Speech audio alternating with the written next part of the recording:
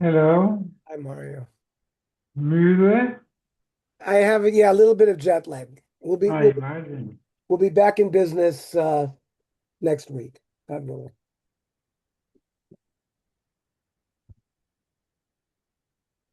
The daf is a small blot, so we can do that. We're on Kuf 100.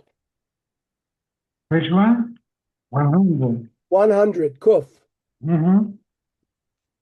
Today is 101. I know. Yeah. So the Gemara said that v'libatel beruba, if you have, let's say, two nerves, kosher, and the gida nosha, so it's nullified berov. Why don't we say it's nullified and you can eat all three? The Gemara says beria shiny. The gida nasha is like a creature. It's like a whole thing. It's like an insect, and therefore it is not nullified. A beria cannot become nullified if it's an intact creature. Who is this Zoom user?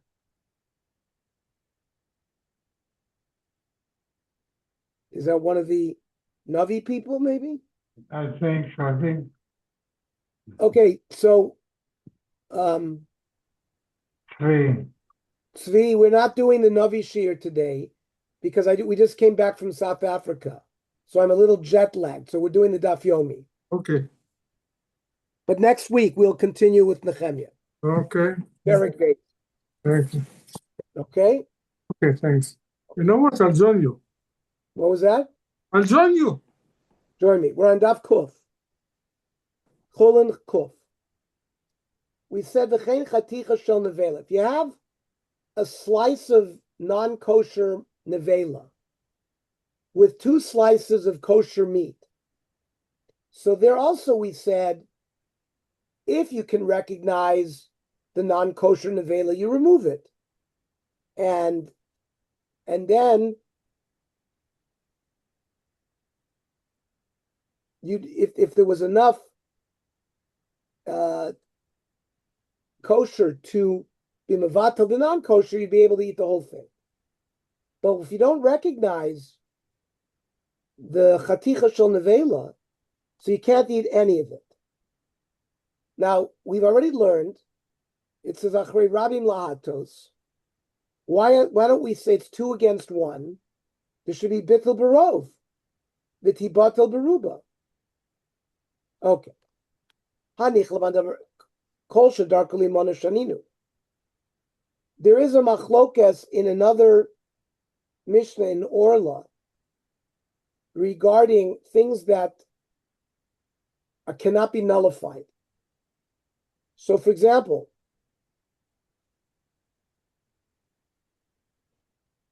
things that are sold by counting. For example, a dozen eggs. You don't sell eggs by weight, you sell them by count. And that's exclusively sold that way. So there are some things that sometimes you count them or you weigh them. It's not exclusively counting. So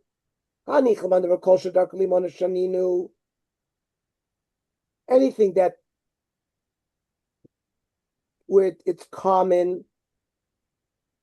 Now, slices of meat, sometimes people will count it. They want to know how many slices they have for the guests. But sometimes it's sold by weight. So, according to the opinion that even occasionally, if it's sold by count, it's considered special, and you can't nullify that. So then I understand why we say you don't be mevatel berov. That the only thing that is not nullified is it's exclusively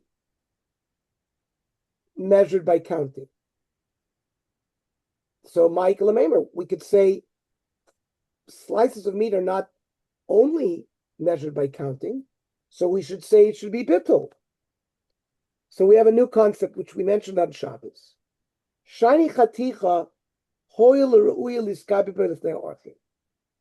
There's a list of 6 things that afilu be'elef loy batul, that we've been talking about shishim, we've been talking about meya, but one of the things that will not nullify is if you have something that you would serve to a guest. So a piece of meat is something that's called roy liiskabed. There's no bittul. Okay. So the Gemara gave me 2 examples where if the gid anosha was mixed with 2 other gidim, there's no bittul, and by the slice of nevela. Why do I need the machlokas in both places? Tricha. The Yashmin and Gid, I've only been told there's no bittul by Gid, Mishum to bury you. We said the Gid is a berry, it's created, a special creation. Aval chaticha emalo, it's not the berry. Yashmin chaticha, maybe there's no bittul because hoyle ru'il iskabi both neorchem, aval Gid emalo. It doesn't have that. So tzricha needed to be told both cases. Okay. Dorash Rabba Barav Chana. Chaticha shel nevela. You have a piece of nevela or a piece of non-kosher fish. It dropped in a pot with kosher items. Eina oseres achetitin tav berota v'vakefa v'chatichos. If you have among the kosher slices, plus the gravy, plus the sediment, 60 times, so you don't taste the nevela.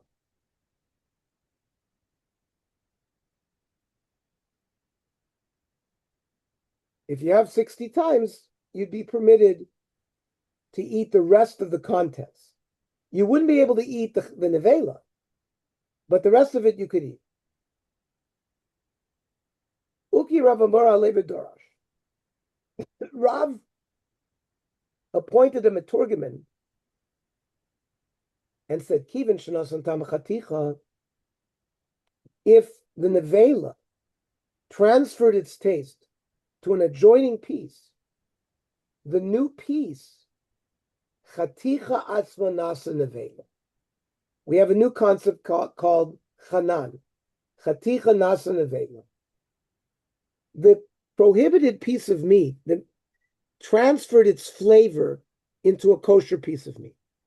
Now, maybe we would say that as long as you have shishim to nullify just the flavor that went into the other piece of meat, but the din is no, the whole piece becomes a shtik nevela, the piece that absorbed the flavor of nevela, and you need 60 times that piece, right? It's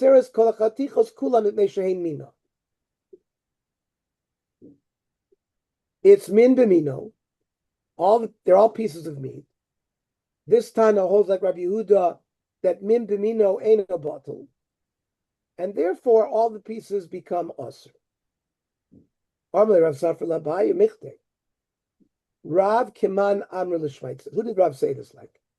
Rabbi Yehuda, the Omar, min b'mino lo bottle. Only min b'she'eno mino. Milk drops into a chullin. So there's bittul. If it's 60 times the flavor of the meat, of the milk, you'd be able to eat the mixture. But according to Rabbi Yehuda, something, the same species, drops into the same species, there's no bittul. So, my iryak kinosan tam. Why did we have to say that it's only usher if the nevela gave flavor to the piece? There's no bittul because it's min b'mino. You removed the original nevela, but now the din is the new piece became a shtik nevela, and unless there's 60 times, there won't be bittul. Rava Omar. Even if you didn't remove the shtik nevela, because there's a new concept. Havimin umino, the davar acher. You have the nevela meat, the regular meat, but then you have like sauces and spice, which is not. So that's min, v'chol min umino v'dover acher, salek es mino kamisha eno. You can view the mino as if it's not there. And then you have min be'eno mino, she'en mino rabo lav mavatlo. Then you can use sishim to nullify the prohibited piece. Mishnah. Noyeg b'tahoira. The gid anosha is usher in a kosher animal, but ain't a noeg b'tmeya. The din of gid anosha does not apply to a non-kosher animal. Rabbi Yehuda Omer af b'tmeya. No, the gid anosha even of a non-kosher animal is also prohibited. Omer of Yehuda v'alom ibnei Yaakov nesar gid anosha. The children of Yaakov were already prohibited to eat the gid anosha. They were allowed to eat non-kosher. The laws of kosher animals only came about at Sinai. So they were eating non-kosher animals. They were warned not to eat the gid anosha, so they must not have been able to eat the gid anosha of a non-kosher animal as well. How does the Tanakama answer? Amrullah. Really, b'Sinai, even the prohibition of the gid anosha only came about at Matan Torah. Moshe Rabbeinu was told to write the story about the gid anosha that Yaakov was struggling with the angel, but the Isser only started by Matan Torah. And therefore, since we can't eat the Amos Tveis, there's no, we'll see whether it is also a concept of Ein Isser Chalal Isser. The Behemoth Tmei is already prohibited. How can the gid anosha have chal on it? So, in fact, the Gemara takes this up right away. The Sover Rabbi Yehuda Isser Chalal Isser? How can Rabbi Yehuda say that there's a prohibition of gid anosha for a non-kosher animal? Latanya, Rabbi Yehuda Omer, Yachol Tehi Nivlas Of Tomei, Metabe Begodim Beis Abliya. A kosher bird, which becomes nevela, and you swallow it, that's how you become tomei nevela. By a big animal, just touching it, you become tomei. But by a bird, it's only when you swallow it. But that's only by a kosher bird. I might think that a non-kosher bird would also convey tumah to you. Talmud loymar, nevela utrefa, lo yochal letamava. Mi she'isru mishum bal toichal nevela. You know who becomes tamei? Bebeis abliya? Someone where the prohibition is because it's nevela. Otherwise, you'd be able to eat the bird. Yotze zeh she'ein yisru mishum bal toichal nevela, ela mishum bal toichal tmeya. The reason you can't eat this bird is not because it's an nevela, it's because it's a prohibited bird. So the chitema ksover ein begidin benoisen tam. Now, there is a debate among the Tanoim whether the gid anosha has flavor or not. So if you hold that it doesn't have flavor, so there is no isser of a prohibited nevela if there's no flavor to the meat. Uvetmei nami isser gid anos, uvetmei nami isser gid ika isser tumaleka. There would be isser gid of a non-kosher animal, and there wouldn't be the prohibition of eating a non-kosher species because there's no tam. It's inedible. But you can't learn that way.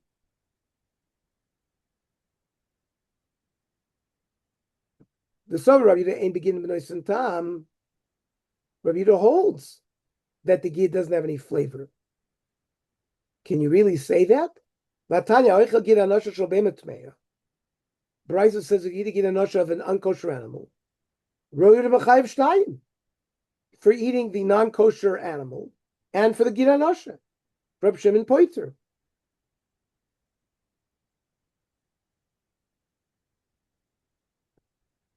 So you see that Rabbi Yehuda holds of Gidin b'noisim tam.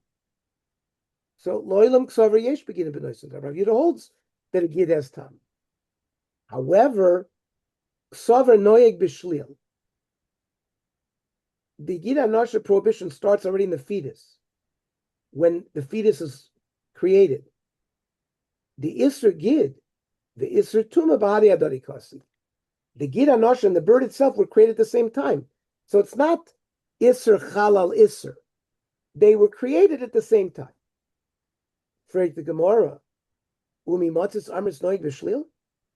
Can you say that Rabbi Yehuda holds that the gid anosha already holds in the fetus? Vatnan. The Tanakama says noig b'shlil. Rabbi Yehuda ain't noig b'shlil. And the chelbo mutter. So you see, Rabbi Yehuda doesn't hold that they start at the same time. Hanim mili gabi tohira. But that's a kosher animal. The Rachmana Omar kol ba b'me'ato chelu. So, if you have an animal within an animal, like a ben pakua, a 9-month-old fetus, and you slaughter the mother, you're allowed to eat the fetus and its gid anosha. Aval b'tmei noyek, but by a non-kosher animal, so the gid anosha applies even to the fetus. So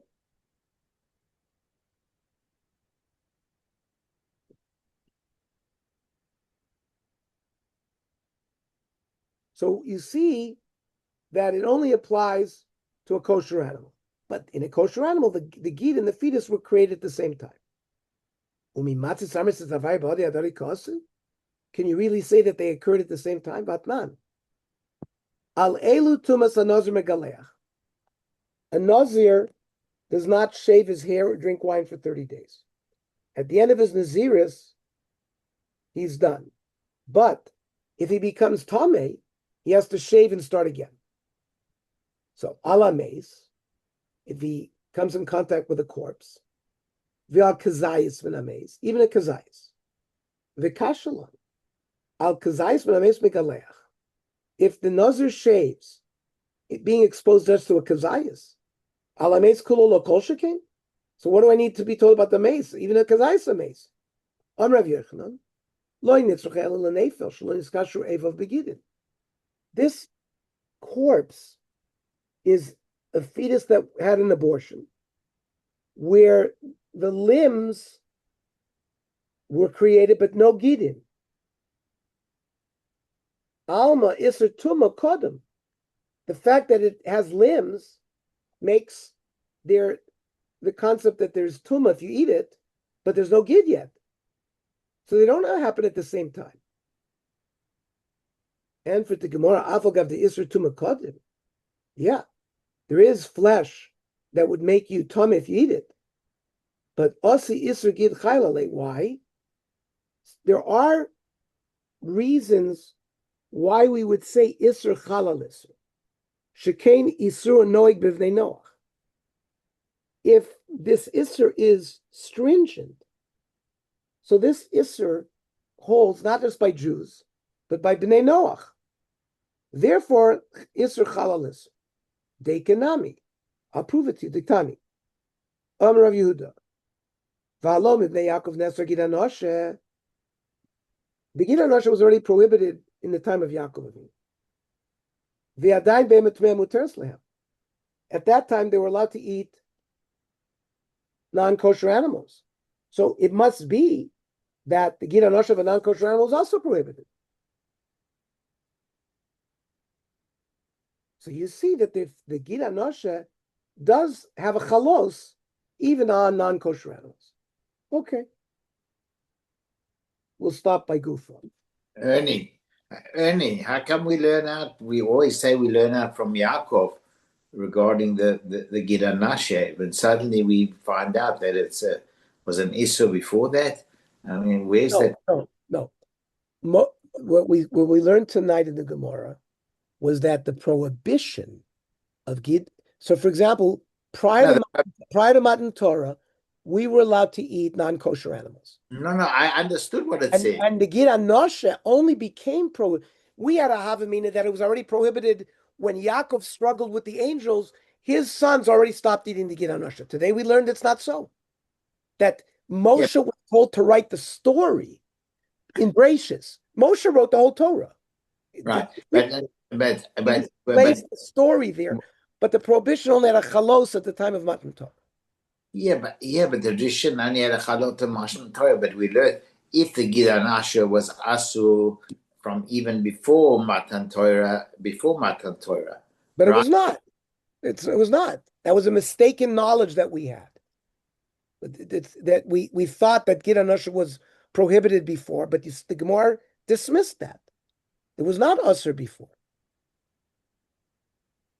It only became Asr at the time of Matan Torah. That's a chiddush that we learned tonight.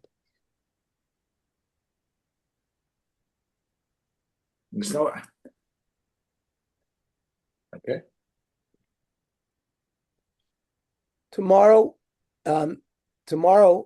we will learn at 7:00.